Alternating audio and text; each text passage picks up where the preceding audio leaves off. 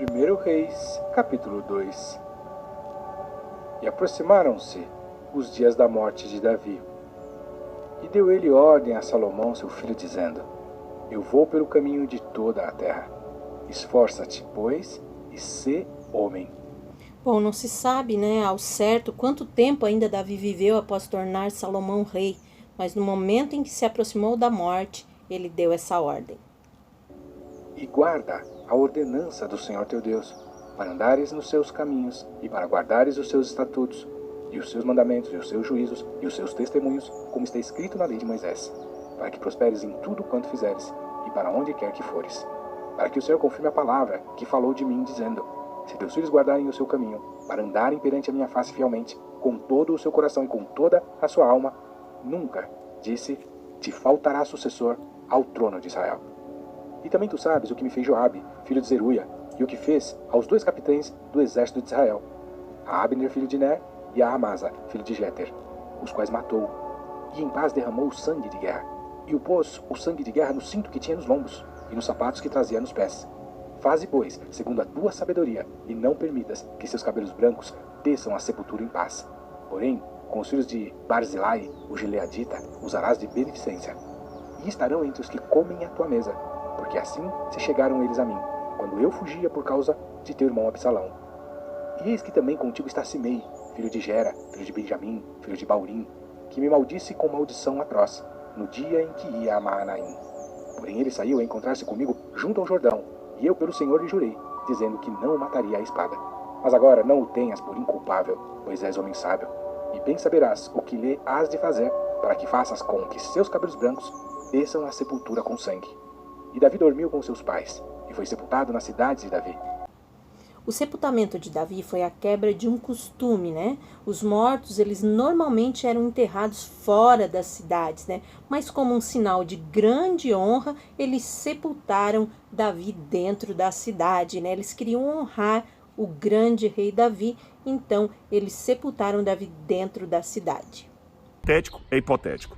Esse lugar do suposto túmulo de Davi é reverenciado dentro da cidade velha, tem lá um pano cobrindo uma lápide, eles sempre trocam aquele pano com o símbolo de Davi, tem uma harpazinha, e em cima tem uma construção muçulmana que também dizem ser o local do cenáculo de Jesus.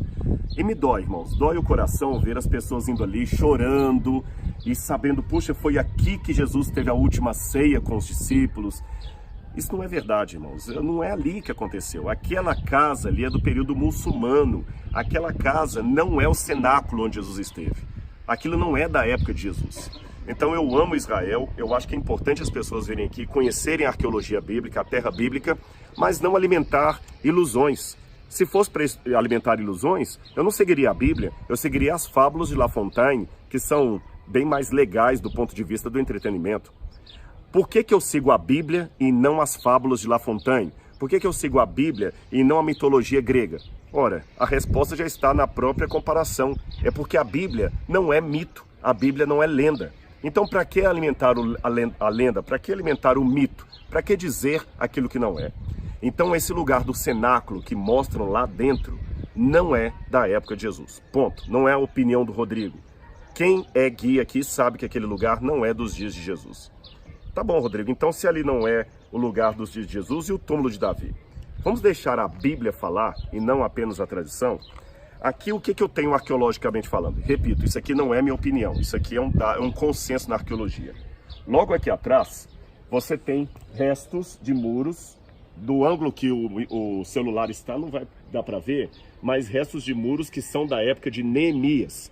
Então os muros da cidade da época de Neemias, eles passavam todos aqui por baixo e vinham por aqui, tá certo? Toda essa área aqui era murada. E logo aqui, bem onde eu estou, aqui nesse lado onde eu estou aqui, atrás de mim eu tenho 2 construções grandes que são nada mais, nada menos que 2 túmulos. Está vendo essa caverna aqui? São túmulos. Vem aqui comigo, só cuidado para não cair aqui. Estou pedindo ajuda aqui para o cinegrafista aqui. Só cuidado para não cair. Exatamente. Agora aqui está mais fácil para ver. Olha. São 2 túmulos. E esses túmulos são datados da época do primeiro templo, ou seja, da época da monarquia de Israel. Agora vamos deixar a Bíblia falar. Olha o que a Bíblia diz em 1 Reis, capítulo 2, versículo 11. Versículo 10. 1 Reis, capítulo 2, versículo 10. Se você tiver uma Bíblia, acompanhe comigo. 1 Reis 2, 10. Davi descansou com seus pais e foi sepultado na cidade de Davi. Na Bíblia existem duas cidades de Davi. A cidade de Belém, de onde Davi procedia, e a colina do Ofel, que foi depois chamada de cidade de Davi. O livro de 1 Samuel conta que Davi, quando dominou a fortaleza de Sião, ele ali transformou aquele lugar na cidade de Davi, que é o Ofel, que é essa parte aqui, e não o tradicional Monte Sião de hoje, tá bem? Então aqui era a cidade de Davi, e diz que Davi foi sepultado na cidade de Davi. Os judeus do tempo da Bíblia, eles não tinham o costume de criar sepulcros dentro da cidade. Os sepulcros sempre eram do lado de fora da cidade, nunca dentro dela. Então, se Davi foi sepultado dentro da cidade, foi uma situação atípica, foi uma situação especial. E o que eu tenho aqui? 2 sepulcros. 2 sepulcros. Então, não há muitos túmulos aqui dentro para eu poder falar, olha, é difícil dizer qual era de Davi. A chance desses sepulcros serem os de Davi é muito grande, porque nós só temos esses 2 sepulcros dentro do perímetro interno da cidade. Mas tem uma passagem que eu queria ler para vocês. Abre agora de novo sua Bíblia aí comigo, se você tiver uma Bíblia aí perto, no livro de Neemias, capítulo 3, versículo 16. Vou ler aqui, Neemias 3,16. Quando fala que Neemias restaurou os muros da cidade, olha o que diz aqui. Depois dele, reparou Neemias, filho de Asbuc, maioral da metade do distrito de Bet-sur, até defronte dos sepulcros de Davi e até ao açude artificial e a casa dos heróis. Está falando como os muros foram reconstruídos. Eu falei que os muros que vinham de lá são da época de Neemias, reconstrução de Neemias. E a Bíblia fala que Neemias veio reconstruindo os muros até onde? Vou ler de novo para você. Neemias reconstruiu os muros até defronte aos túmulos de Davi e até ao açude artificial. Logo ali atrás, justamente ali atrás, tem algumas pessoas conversando lá, você vai poder ver. Se nós descermos aqui, sabe o que você tem? A piscina de Siloé, que era o açude artificial que recebia as águas do Gihom. Então nós temos o açude artificial lá embaixo, construído na época de Ezequias. Você tem túmulos aqui e você tem os muros de Neemias aqui atrás. Então, na minha opinião, do ponto de vista arqueológico, aqui seria o túmulo onde foi sepultado o rei Davi. Está vazio hoje. Os restos de Davi desapareceram por aí.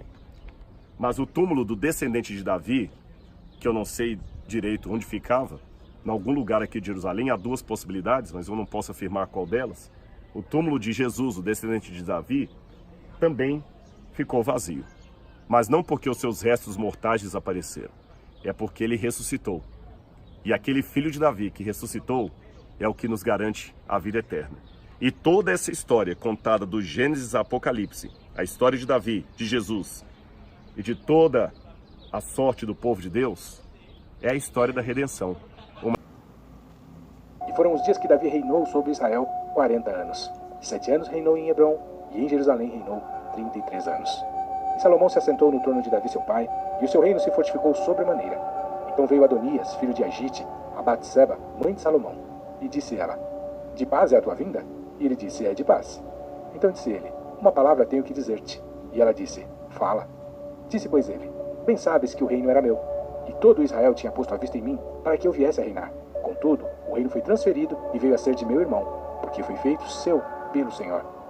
Assim que agora, uma só petição te faço, não me rejeites. E ela lhe disse, fala. E ele disse, peço-te que fales ao rei Salomão, porque ele não te rejeitará, que me dê por mulher a Abisag, a sunamita. E disse Batseba, bem, eu falarei por ti ao rei. Assim foi Batseba ao rei Salomão, a falar-lhe por Adonias. E o rei se levantou a encontrar-se com ela, e se inclinou diante dela. Então se assentou no seu trono, e fez pôr uma cadeira para sua mãe, e ela se assentou à sua direita. Então disse ela, só uma pequena petição te faço, não me rejeites. E o rei lhe disse, pede minha mãe, porque não te negarei. E ela disse: Desse Abisag, a sunamita, a Adonias, teu irmão, por mulher. Então respondeu o rei Salomão e disse a sua mãe: E por que pedes a Abisag, a sunamita, para Adonias? Pede também para ele o reino, porque é meu irmão maior. Para ele digo, e também para Abiatar, sacerdote, e para Joabe, filho de Zeruia. E jurou o rei Salomão pelo Senhor, dizendo: Assim Deus me faça, e outro tanto, se não falou Adonias esta palavra contra a sua vida. Agora, pois, vive o Senhor que me confirmou, e me fez assentar no trono de Davi, meu pai, e que me tem feito casa, como tinha falado, que hoje morrerá Adonias. E enviou o rei Salomão pela mão de Benaia, filho de Joiada, o qual arremeteu contra ele, de modo que morreu. O costume era que o próprio rei tomasse as mulheres do antigo rei, né? Ou então que as fizesse viúvas para sempre. Salomão entendeu que o intento de Adonias não era simplesmente Abisag, mas sim o reino dele. Adonias, ele pede então uma das viúvas de Davi, que agora pertenciam ao novo rei. Então, ou seja, era a mesma coisa que ele estivesse pedindo uma das suas mulheres. Né? Pedir uma esposa do antigo rei era o mesmo que pedir uma das esposas de Salomão, ou seja, algo imperdoável, né? Onde seria somente reparado esse erro através da morte. Então, por isso que Salomão manda matar Adonias. E a Abiatar, o sacerdote, disse o rei: Vai para Anatote, para os teus campos, porque és homem digno de morte. Porém hoje não te matarei, porquanto levaste a arca do Senhor Deus diante de Davi, meu. Bom, essa retirada de Abiatar do sacerdócio foi então o cumprimento definitivo do corte, né, ali da casa do sacerdote Eli. Pai, e porquanto foste aflito em tudo quanto meu pai foi aflito. Lançou, pois, Salomão fora a Abiatar, para que não fosse sacerdote do Senhor, para cumprir a palavra do Senhor que tinha falado sobre a casa de Eli em Siló. E chegou a notícia até Joabe, porque Joabe tinha se desviado seguindo a Adonias, ainda que não tinha se desviado seguindo a Absalão. E Joabe fugiu para o tabernáculo do Senhor e apegou-se às pontas do altar. E disseram ao rei Salomão que Joabe tinha fugido para o tabernáculo do Senhor, e eis que está junto ao altar. Então Salomão enviou Benaia, filho de Joiada, dizendo: Vai, arremete sobre ele. E foi Benaia ao tabernáculo do Senhor e lhe disse: Assim diz o rei, sai daí. E disse ele: Não, porém aqui morrerei. E Benaia tornou com a resposta ao rei, dizendo: Assim falou Joabe, e assim me respondeu. E disse-lhe o rei: Faze como ele disse, e arremete contra ele, e sepulta-o, para que tires de mim e da casa de meu pai o sangue que Joabe sem causa derramou. Assim o Senhor fará recair o sangue dele sobre a sua cabeça, porque deu sobre 2 homens mais justos e melhores do que ele, e os matou à espada, sem que meu pai Davi o soubesse, a saber, a Abner, filho de Ner, capitão do exército de Israel, e a Amasa, filho de Jeter, capitão do exército de Judá. Assim recairá o sangue destes sobre a cabeça de Joabe e sobre a cabeça da sua descendência para sempre. Mas a Davi, a sua descendência, a sua casa e ao seu trono dará o Senhor paz para todo o sempre. E subiu Benaia, filho de Joiada, e arremeteu contra ele e o matou, e foi sepultado em sua casa no deserto. E o rei pôs a Benaia, filho de Joiada, em seu lugar sobre o exército. E a Zadok, o sacerdote, pôs o rei em lugar de Abiatar. Depois mandou o rei, e chamou a Simei e disse-lhe: Edifica-te uma casa em Jerusalém, e habita aí. E daí não saias, nem para uma nem para outra parte. Porque há de ser que no dia em que saíres, e passares o ribeiro de Cedron, de certo que sem dúvida morrerás. O teu sangue será sobre a tua cabeça. E Simei disse ao rei: Boa é essa palavra. Como tem falado o rei, meu senhor, assim fará o teu servo. E Simei habitou em Jerusalém muitos dias. Sucedeu, porém, que ao cabo de 3 anos, 2 servos de Simei fugiram para Ax, filho de Maaca, rei de Gate, e deram parte a Simei, dizendo: Eis que teus servos estão em Gate. Então Simei se levantou e albardou o seu jumento e foi a Gate, ter com Ax, em busca de seus servos. Assim foi Simei e trouxe os seus servos de Gate. E disseram a Salomão como Simei fora de Jerusalém a Gate, e já tinha voltado. Então o rei mandou chamar a Simei e disse-lhe: Não te conjurei eu pelo Senhor, e protestei contra ti, dizendo: No dia em que saíres para uma ou outra parte, sabe de certo que sem dúvida morrerás? E tu me disseste: Boa é essa palavra que ouvi. Por que, pois, não guardaste o juramento do Senhor, nem a ordem que te dei? Disse mais o rei a Simei: Bem sabes tu toda a maldade que o teu coração reconhece, que fizeste a Davi, meu pai, pelo que o Senhor fez recair a tua maldade sobre a tua cabeça. Mas o rei Salomão será abençoado, e o trono de Davi será confirmado perante o Senhor para sempre. E o rei mandou a Benaia, filho de Joiada, o qual saiu e arremeteu contra ele, de modo que morreu. Assim foi confirmado o reino na mão de Salomão. Bom, encerramos este capítulo desejando que Deus abençoe a tua casa, a tua vida, a tua família, a tua saúde, o teu ministério, em nome de Jesus.